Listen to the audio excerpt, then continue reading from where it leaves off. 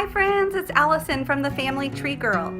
I'd like to show you our blank digital download printable of our family tree wall art and give you some ideas of what you can do with this from your home computer. So let's take a look. Once you print out your download, this is what it's going to look like. I used cardstock paper and I recommend that. I think you'll find that it's easier to work with. Here's some ideas of what you can do. An acid-free fine point calligraphy or just plain pen.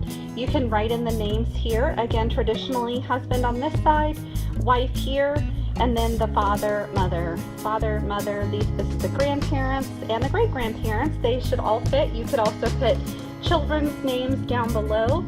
If you don't want to use your own handwriting, you can also type out the names on a Word document and print them out in your favorite small font, and then use a fun little punchable like this to print them out. Other people have even suggested taking a little punch and punching out a little picture of them to go with it. So that's another fun idea that you could do.